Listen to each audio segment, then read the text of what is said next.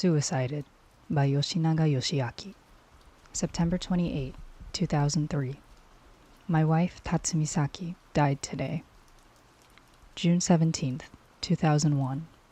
My colleague and editor, Aoyama Masaki, arguably one of Japan's best subculture writers, died today. May 10, 1998.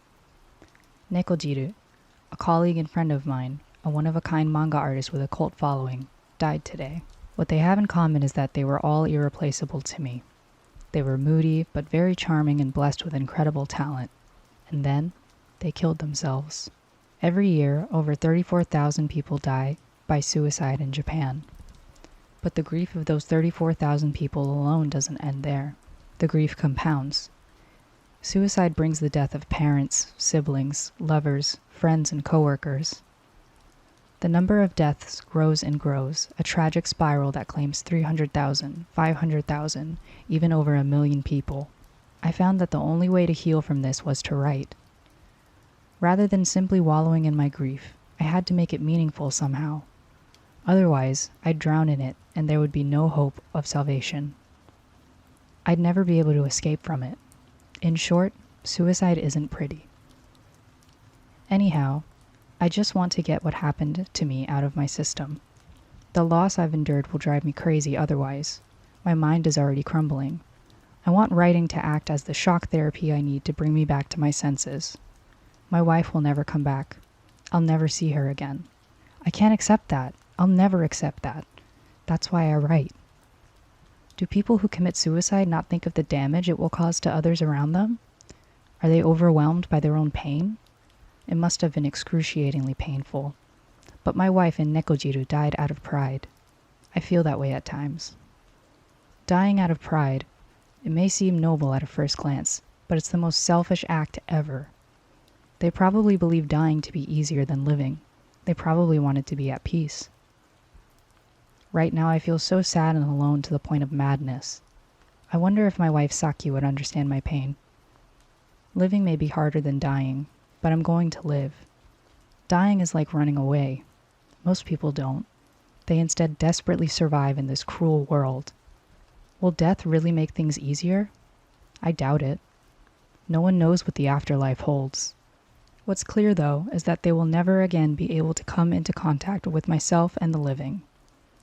Some people may claim they have the right to die. I don't reject such notions. But I hope that people who feel like they want to die will reconsider.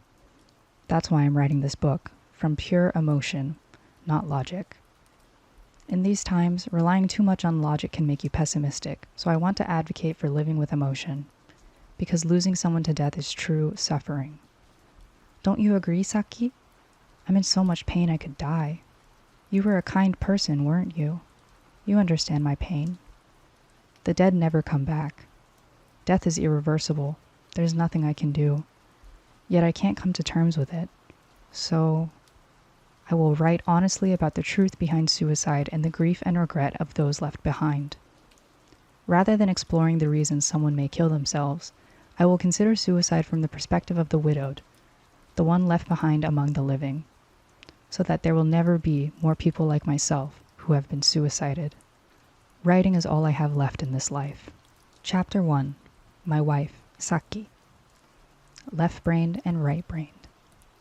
I, Yoshinaga Yoshiaki, am a freelance writer and editor. Due to the devastation caused by my wife's death, I haven't touched writing and I'm struggling to make ends meet. Desperate, I work part-time, 3 days a week, at a local convenience store. The store is run by a married couple. All the employees are part-timers in their 20s. During my interview, I said frankly, I'm an aspiring writer, but I can't make a living just writing these days. I wanted to make it clear that working at the store isn't my primary job.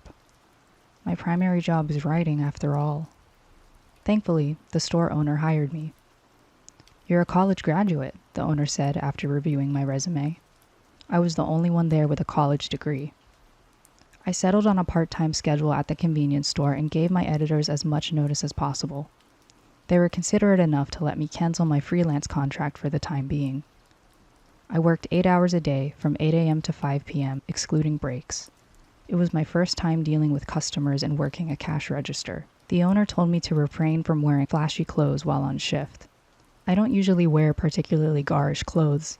I tend to dress modestly, so even though I'd made a living as a freelancer, the restriction didn't bother me. There is one thing, however, that I couldn't compromise on. Can't you do something about that hair? I don't care for my hair being long, but my late wife did. Saki liked when I grew it out. When it got hot and I tried to cut it, she'd say, "Don't cut it. You look better with it long." After Saki passed away, I realized something. There were many ways in which I was still trying to court her. Even after she passed away, I continued to do the things she loved. The reason I decided to write memoirs again was because Saki had told me this while she was still alive. You should work harder and harder. You're not the intellectual type. You have intuition and sensitivity. You're a right-brained person. Use that to your advantage. I believe in your individuality. Saki, who gave me this advice, was left-brained. She was the kind of girl that worked hard, studied hard, always came up on top, and made her peers look foolish in comparison. She only took interest in those who had something she didn't. I'm right-brained. I'm used to seeing things visually, and I have a well-developed ear for music. These are things the brilliant Saki lacked, which was precisely why she was drawn to me. Once we got together, Saki, who liked my right-brainedness, began to complain that my left-brained, rational sensibilities weren't as dominant. Why can't you be a little bit more normal? Saki was tolerant of my extreme personality at work, but would criticize me in everyday life. When she began to complain, I'd reply, "You fell in love with me because I'm not normal. I wish you'd just accept that. You have to be normal after all." Now that I think about it, Saki and I had a codependent relationship. We clashed, yet were attracted to each other. It worked out well for us. At least, I thought it did. She always spoke about me like this. You have ADHD, depression, hay fever, atopic dermatitis, chemical sensitivities, and an autonomic nervous system disorder, making you extremely sensitive and easily damaged. Living with you is like raising a rare, eccentric animal that's difficult to care for. Although it seemed like she was criticizing me, she was really just boasting about my eccentricity. Saki herself was an eccentric in many ways. She hated ordinary things. How we met. Tatsumi Saki and I met in 1996. I was reaping the rewards of an economic bubble. The bubble economy peaked in 1988 and burst in 1990. Money flowed into real estate and stocks. Japan buzzed with excitement and a desire to make money. Everyone thought they could become billionaires, and some people around me actually did. The publishing bubble I experienced was personal. It happened in 1994. After graduating from university in 1984, I worked in various corners of the publishing world. I worked as a typesetter for women's comics, a reporter for a beauty industry magazine, and an editor for adult magazines. Then, while working for a magazine, I met Aoyama Masaaki, and in 1988 I began working in the editorial department of Eccentric, the overseas travel magazine he oversaw. At the same time, I began working on a team to edit university entrance exam resource magazines and recruitment magazines. I also began working for Bessatsu Takarajima. We started making money when we worked with Aoyama on books like Bessatsu Takarajima, Thailand Reader, and Hidden Hawaiian Reader, both published by Takarajima-sha. Dangerous Issue No. 1 and Complete Manual for Using Adult Goods, both published by Data House. The books we produced sold quite well, and we began receiving royalties from editing. I edited and ghost wrote books and accepted all requests for manuscripts and book editing. I was just about to turn 30, too young to grow old, and I was fearless. I didn't mind staying up all night and found my work fulfilling and enjoyable. The most memorable era was when we were working together on Dangerous Issue No. 1. Dangerous Issue No. 1 was published by Data House with Aoyama as editor-in-chief and myself as assistant editor. We published it at a pace of 1 volume every 5 to 12 years. It was a MOOC consisting of special features and serials, with Hyobo himself advocating for savagery and no taboo when it comes to fantasy. Feature themes included drugs, an introduction to sadistic culture, corpses and murder, wiretapping, perversion, etc., and hedonism. Some of the content was quite grotesque and frowned on by more sensible readers, but surprisingly, half the readers surveyed were women. Around the time the first issue of the magazine's cover story on stimulants was published, we received quite a number of unsolicited questions from readers such as, "Where can I buy stimulants?" and even a call from a woman who had taken stimulants and panicked. What should I do? The first 3 volumes of Dangerous issue number 1 sold over 100,000 copies, and it was a bubble period for both the publishing world and myself in the subculture. Nekojiru, Aoyama, my future wife Saki, and I all wrote articles for Dangerous issue number 1. Wataru Tsumuri, author of The Complete Manual of Suicide, which caused quite a stir, and Seino Eiichi, trance DJ and author of Rave Traveler, Dancing Traveler, also wrote for Dangerous issue number 1. After Aoyama Masaaki's depression worsened and he stepped down as editor-in-chief after the 2nd volume, I became assistant editor and edited the 3rd. However, I stepped down soon after. Volume 4 was produced independently by Data House. The reason I stepped down from Dangerous issue number 1 was because I was losing interest in the macabre and my readers were becoming more extreme. More extreme than us, the creators. Once while watching TV, they showed a New Year's card to a friend from Sakakibara Seito, the man who placed a boy's head atop a school gate in Kobe. The card featured a reproduction of the illustration from Volume 1 of Dangerous issue number 1. With shining eyes, Sakakibara Seito and speed freaks alike were reading something we edited for shits and giggles at work. I just couldn't stomach it. I couldn't shoulder the burden. Saki and I grew close in 1996, working together on Bessatsu Takarajima, Cheer Up Medicine. She majored in education at Tokyo University, but had no intention of pursuing teaching. Instead, she got a job at a textbook publishing company. She was a high academic with a nerdy personality and eventually became an editor at a small publishing company called Company A. Company A's books were of the cutting-edge Skashike variety that were locally prevalent during the bubble era. They were characterized by their maniacal, highly deviant, and borderline fetishistic production. The editors passionately created whatever they wanted, and many of them could not have been said to be very popular. This is probably why it best suited Saki, who disliked pop culture. I was working freelance for Bessatsu Takarajima at the time, and we teamed up to finish a chapter. Saki, meanwhile, had begun working part-time as a writer while still employed at Company A. Isaki is her pen name. I think she first used it in Cheer Up Medicine. She pretended to be a college student, though in reality she was 30 years old. Before we started dating, she had a guinea pig conversation with me about anti-aging drugs and aphrodisiacs. There was an anti-aging drug for women that said it was dangerous because it makes you too tight. The one that said to use it near a phone so that you'll be able to call 119 in case of an emergency. It was fuho. I was too scared to use it. Sorry. You must have spiked someone with it, right? Did you tell her about it later? I could never tell anyone that. Saki was quite the brat. After this job, we became closer. By the following year, 1997, I was working alone on the 3rd volume of Dangerous issue number 1. After work, I would head to Saki's studio apartment. On weekends, we'd go to trance parties together while they were still in their infancy. Dancing in a dark club filled with delinquent foreigners only lit by blacklights seemed like a new experience for her, who'd always hung out with older guys. I was completely immersed in it. Saki looked like she was having a lot of fun back then. I was having a lot of fun too. Everything was so lively. The bubble had burst and the Great Recession had begun, but we were still basking in the afterglow. Eventually, we decided to live together and moved into a newly built apartment in Asakusabashi. Its rent was a bit extravagant for me, but Saki really wanted it, so I caved. We still had savings and Dangerous issue number 1 was selling well, so I thought we'd be able to make it. Nekojiro once asked, "What do you two call each other when you're alone?" I answered honestly, "Saki and King." "King?" Nekojiro laughed. "That's a little weird."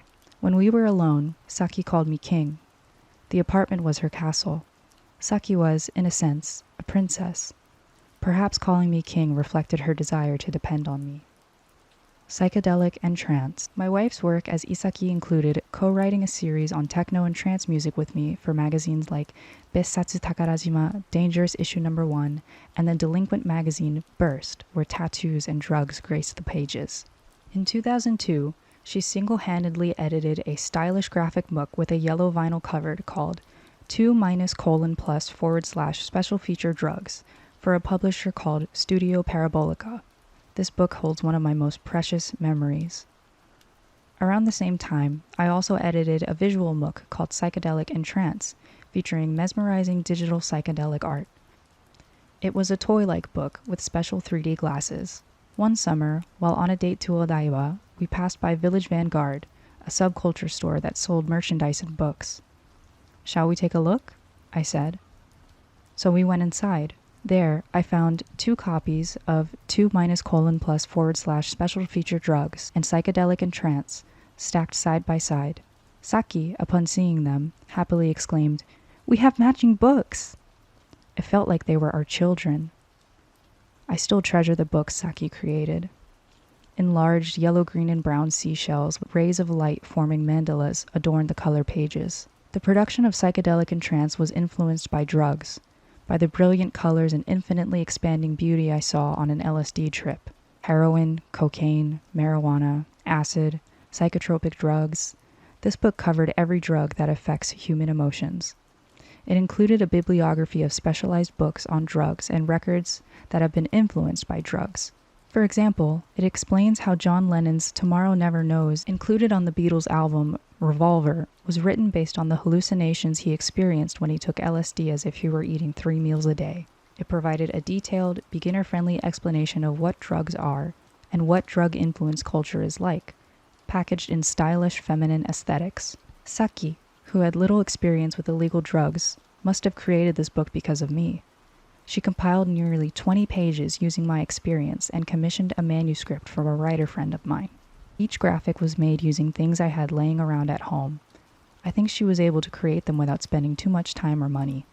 This was the last book Saki edited in its entirety. She wrote the following editor's note in her signature feminine style. "This is a specially treated cover. Please handle it with care.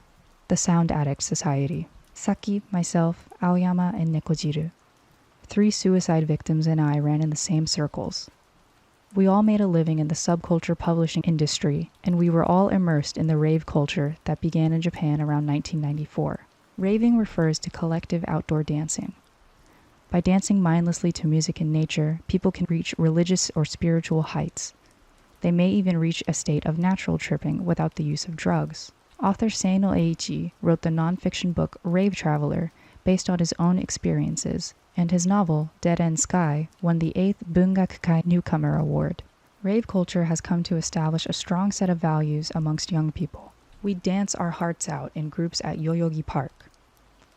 I went to trance clubs every week, took LSD and danced like a madman. I was sweating buckets and had to keep hydrated. Sometimes my water bill reached 10,000 yen a night. We partied hard. Saki, Aoyama, Nekojiru, and I were all hooked on techno, a genre of electronic music, and psychedelic trance, a type of music synonymous with drugs. Each of us had our own style of feeling the music, even if we were listening to the same songs. Saki and I were the type to dance hard, but Nekojiru and Aoyama weren't the type to dance. They'd sit, close their eyes, and listen intently.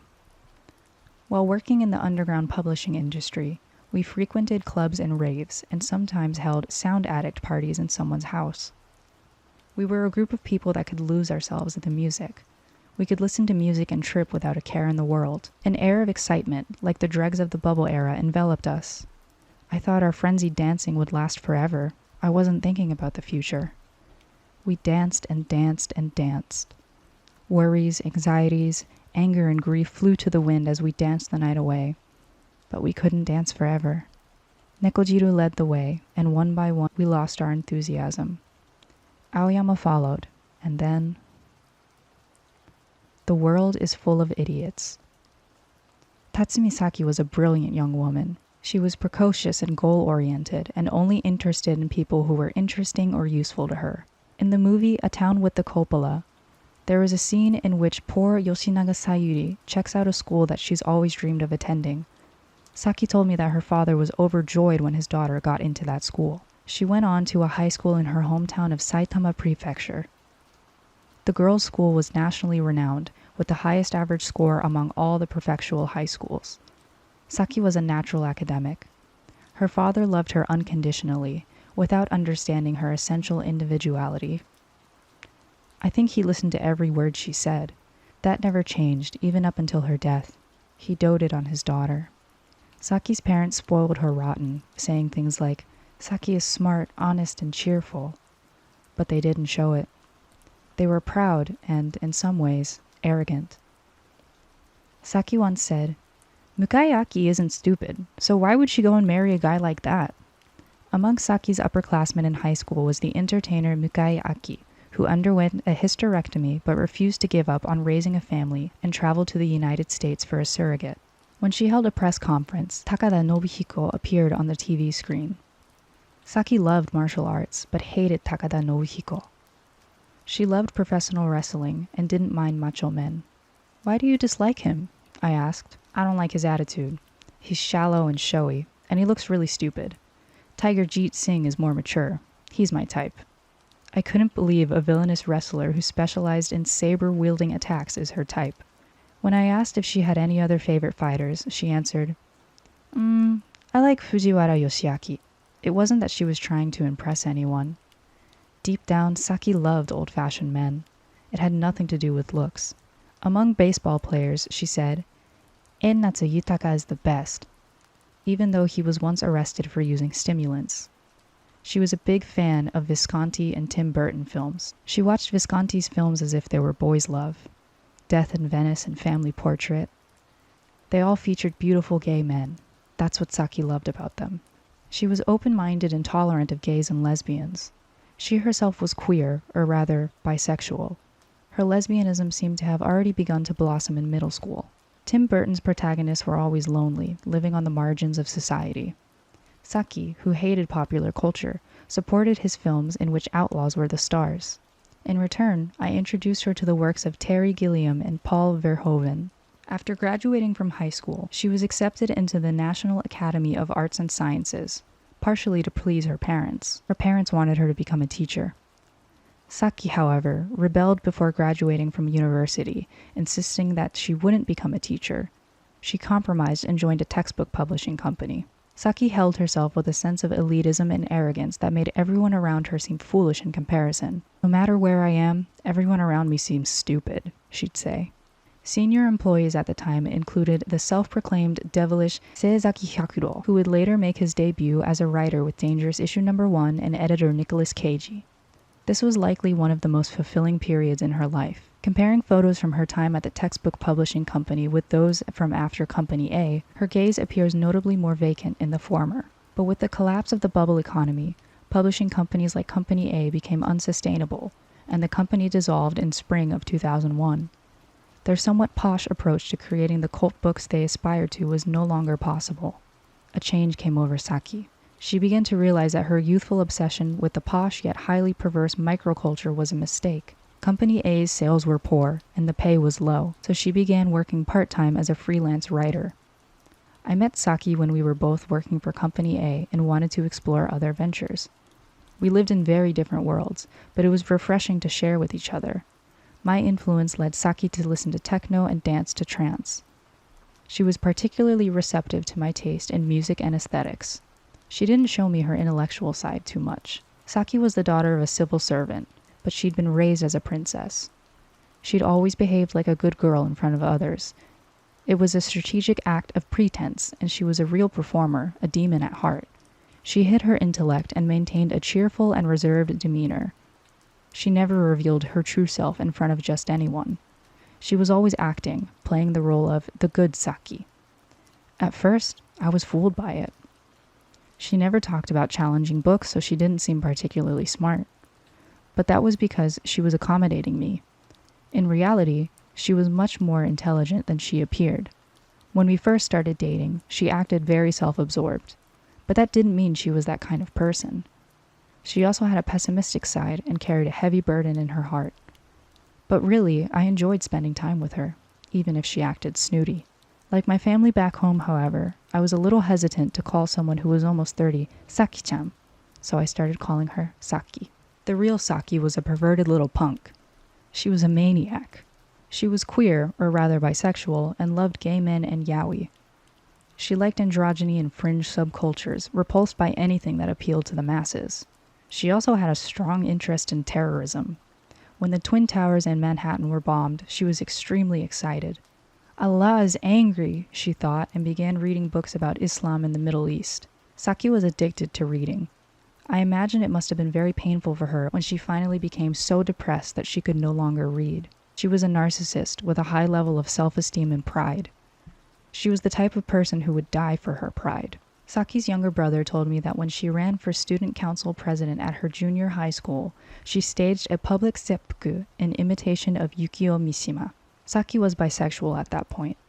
She acknowledged this when she started living with me. She told me that she became aware of her homosexuality in junior high. She was the type of genius who worked hard and came out on top in her studies. From junior high onwards, she became more precocious and read adult books. Her parents doted on her, so they bought her all the books she wanted. She even had a book by Shibusawa Tatsuhiko, which she was obsessed with since junior high. When I was shown a photo of her in junior high, she had a stiff, belligerent look on her face. Saki was a daddy's girl. She liked older men. That being said, she despised her own father. Saki behaved in a way that pleased her parents. On top of that, she was very spoiled. Her parents would tell her how cute she was and give her an allowance. Saki thought it was better to act for an allowance, so she did. She said of her mother, "She's not particularly quick-tempered, but she's honest and a good person, and her younger brother too. I wouldn't say he's a genius, but he's an honest, straightforward, good kid." Saki's father was especially fond of her, but she hated him. She acted cheerful and loving despite this. It was all a ruse. Why did she hate him? Because he wasn't the man of her dreams. After retiring from the civil service, he worked quietly as an accountant. Saki saw him as a man whose only redeeming quality was his unattractive and earnest nature. Saki hated that type of person. She was a woman who rebelled against the macho, big things of America and disliked people who followed the latest trends. I think that's where her eventual decision to become gay came from. She hated anything popular or conformist, like her father was. From my perspective, he was a kind, easygoing man. Now he hates me and calls me a murderer, but... Saki was very cute and popular with men, but her cuteness was only surface level. Maybe she wasn't as pretty on the inside. "The real me is scary," she told me several times. "I'm holding it in for you. I'm holding it in for everyone. I can't show the real me and I won't, ever. The truth is, I'm scary." When Saki was young, she looked at herself objectively and realized something wasn't right. From then on, she decided to always act like a good girl. In later years, she developed a bad habit. Sometimes when she came home, she would explode. After it happened a few times, that's when I realized. Saki was still acting. Just acting out, that's all. Maybe, just maybe, her desire to die that she sometimes expressed might also stem from that same unreasonableness. I was too oblivious to realize it until she exploded. I guess not noticing can be loosely translated as I was deceived by her act. It's a convincing lie, so I feel like I should believe it. Mistress nature. Saki, who was a fan of Tiger Jeet Singh, Fujiwara Yoshiaki, and Ensatsu Yutaka, had relationships with several middle-aged men who had wives and children. She was their mistress. She also dated a writer who was renowned in the 1960s as an anti-war activist. I've heard her talk about her trip to America with the writer several times. She said that she learned to appreciate luxury while being the man's mistress. When a wealthy middle-aged man told Saki to buy a coat she liked, Saki took the plunge and bought a coat worth 300,000 yen using the man's credit card. When she went to meet him, he looked sad and said, "I was hoping you'd wear something better." "I regretted it," Saki said. "I hurt him. I should have gone for the 3 million yen coat instead. I'm ashamed of my cheap taste." From what Saki told me, other lovers included a reporter for a major newspaper and the owner of an events company. They were all top-notch, wealthy, eloquent middle-aged men with wives and children. Of course, I wasn't shocked at all when Saki told me about the men she dated in the past. She was mine after all. When we fought, Saki would say, "You're the man I chose. Why haven't you any confidence?" It was a pretty arrogant way of putting it. You're the man I chose. Saki stopped seeing middle-aged men and started dating me. The only men who called her home phone were her gay friends, Saki's ideal, a gay man who could love a woman. In order to understand gay people, I wrote a book called Gay Life Manual. The book was a big hit at a bookstore in Shinjuku Nichome. Saki loved clothes and owned countless designer items. She preferred cute, unique pieces, and I found some outfits were a little extravagant, like the one with the little angel wings on the back. By extravagant, I don't mean extravagantly priced. Don't get me wrong, she knew a lot of really wonderful places with extravagant prices. But she was both a fanatic and avid lover of authenticity. When it came to chocolate, she'd say, Godiva is already mainstream, but Demel is the best, and her favorite was the Viennese Royal Purveyor cat tongue chocolate, which cost 4,000 yen per box. We should start by experiencing the real deal, she said, and the first hot spring we went to together cost 60,000 yen a night. She was a bit of an aristocrat. I was born in 1962, and Saki in 1968.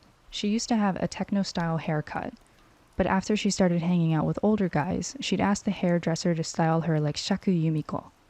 Older guys wanted something more feminine. Before that, she had a punk style. She hated school. Her family loved her, but they didn't understand her, so she felt lonely. That led her to punk. Her punk spirit remained until the very end, but her style was the complete opposite. Saki never cooked at all. She was insistent about not cooking. But occasionally, when I made something like curry, she'd gush over how good it was and eat it happily. It's not that she disliked home-cooked meals. She simply had a strong desire not to cook.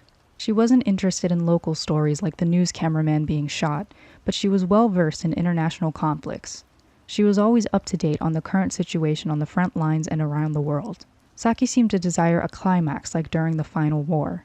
She supported the self-determination of the oppressed. Perhaps she fell in love with me because I was a little unusual. In other words, an outcast. I was anti-Yomiuri, but Saki was even more anti-America. She reasoned that America was making the world worse. She said they were causing harm. I don't know exactly why Saki became anti-American, but I think it was because she saw their brutality. While watching TV, she commented on Bush and bin Laden saying, "It's a battle between cocaine and heroin. I support heroin." When a big person bumps into a small person on the street, the smaller person always apologizes. Their size intimidates others. That's why Saki disliked big men. When that man becomes a nation, it becomes America. On the other hand, a part of Saki admired strong people. She was very dependent. She was smarter than me and had been in relationships with more adults than I had, yet still tried to depend on me. I'm sure that was reflected in the way she called me king.